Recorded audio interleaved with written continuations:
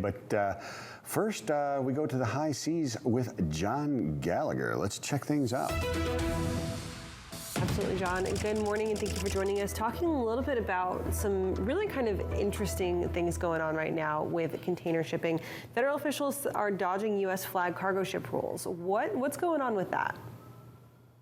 Well, the issue is basically this law. It revolves around what's called cargo preference laws, and what these are is it's been around for a long time, these laws, but what it is it requires that certain amount of what they call government impelled cargo be moved on U.S. flag ships. And so basically what we're talking about here is it's mostly kind of like food aid type stuff that goes on that goes overseas to help starving countries. But also there's a lot and so that would be through, the USDA would have to coordinate with the Maritime Administration to make sure that they're meeting those requirements, and also the Department of Defense, not the equipment, not the like the things like the. Sorry, I'm getting a little bit.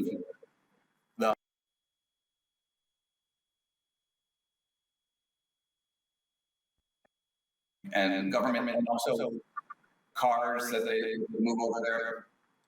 So, in terms of the food, the requirement is that 50% of the cargo has to go over by 50% of government cargo moving overseas on ships has to be go on U.S. flagships. As far as the military support stuff, I think that's up 100%.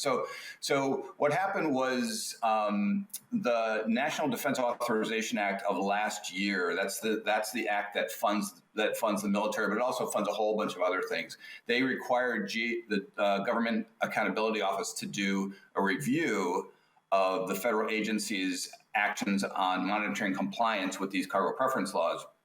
And this stuff's important because they have to make sure that some of it's going. If it's not going on U.S. flagships, then there could be a chance that some of this that should be going on U.S. flagships is going on foreign flagships. So they found though that they did this study with the GAO did this investigation with MARAD and basically found that MARAD has not been reporting the data, this cargo data since 2013. Now, MARAD's response to that is that they technically didn't have to, because in 2008 there was a law that said you're not required to publicly report it anymore. But the GAOs said, well, that since we don't know and this accounting is kind of not really adding up, you should be at least. We recommend that you actually start voluntarily reporting that. So that was one of the recommendations that came out of this report, that MARAD, even though you're not required to get all the cargo information, which includes all this bill of lading information and things like that, you have to start reporting that so that now we can oversee to make sure that you're not only that these agencies that report to MARAD, as I mentioned before, DoD and USDA, not that they're meeting their cargo, not only that they're meeting their cargo preference requirements, but also that they're doing it's on the up and up, so that we know that U.S. flag shipping is being supported, basically. So they're going to put this is all going to be in a there's going to be a hearing actually tomorrow on Capitol Hill with the subcommittee, the Maritime Subcommittee of House T&I, and they're going to go over that. The MARAD and is going to be there, and the GAO is going to be there, and so they're going to go over this. So I'm assuming they're going to have a lot of questions on that. I'm sure they would. Let me get this straight. So 50% of the food going foreign aid food, right, is required to go on U.S. flag ships. Right? That's right. By law, and you have to monitor this, but you don't have to report it for a better part of over a decade. You haven't had to report it at all for basically 12, almost 13 years now. Yeah, they almost 15 years. Right, that's right. Yeah. But now they strongly recommend that you voluntarily report this. I'm sure this hearing tomorrow is going to straighten all this out, though, right? How confident are you? Right. Well, not that confident. at all. I mean, it'll take time for that to happen. What's the significance of this? I mean, why is there such this big deal? I get the defense. I mean, on all seriousness, I mean, it's kind of funny when you follow the logic here or the illogic of this. But if you look at I mean, I get the defense. Why the food? Is there reasons behind it? Is there something there? Well, I mean, food can be a security issue too. You know, because that gets into those geopolitical things, issues. But you know, if you look at it from the other side, though, Michael, it's also because, you know, U.S. flag shipping is notoriously more expensive than moving on foreign. So U.S. flag shipping has been going down. Our U.S. flag ships have been dwindling over the last 20 years. It used to be like a couple of hundred, and now they've got like, I think maybe, it was like a couple of hundred 10 or 15 years ago. Now it's down to about like 80 or so. So they need those ships. Those ships are also need to be called on a lot of times when there is a national security issue. You need to have to put some of those ships into the military. So there's a lot of concern there that kind of wavers between security and just making sure we have a maritime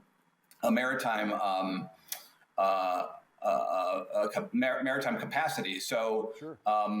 So that's a reason that it's been going down. So they need to track how much this is also dropping too, so that they can now give there's government money that goes into helping support just not American shipyards and American flag capacity just generally.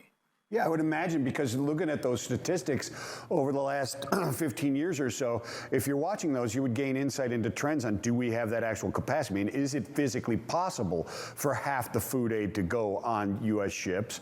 And if it is it delayed because you have to wait for that capacity because we don't have enough? I mean, there's a ton of information that would be, I would guess, important or have implications for national security that you can glean from that information, and not monitoring it seems ridiculous to me. Yeah, and I guess the assumption was that Merit would still, even though I think it was 2013, a 2008 law said that in 2013 you can stop requiring it. So they gave him 5 years. But I guess that there was an assumption that Merit would still. They didn't have to publicly report it, but they still had to keep track, obviously. So gotcha. Yeah. So now it sounds like, at least what GAO says, and Congress does take GAO pretty seriously. Both sides take GAO pretty seriously. They consider GAO to be, as in this political climate that we are, GAO is everything is so divided. But I think GAO is like the one last sort of agency that both sides try to have some sort of confidence in and trust. Yeah. So they didn't have to report, but they had to keep it so they could be audited, right? That makes sense. That makes better sense. That's right. And they did give GAO some when GAO asked for it, they gave them some information, but the information was kind of apparently. I wasn't quite clear on this, but apparently some of the information might have been concerning in terms of where we stand in terms of the U.S. flag fleet. So that's why they want to make sure that this is monitored. And I think, it is sort of a bipartisan type of issue. I think, you know, anytime when you talk about something that involves the military, both sides are try to show that they're in support of it. So it should be interesting to see some of the questions that come up tomorrow. Yeah. Absolutely, John. Thank you for joining us this morning. Great to have you on as always, and we'll keep a watch for updates from this story. Sounds good. Thanks, guys. Thanks, John. All right, now we're going to head on over to the wall. We've got our first carrier update of the morning ready to go.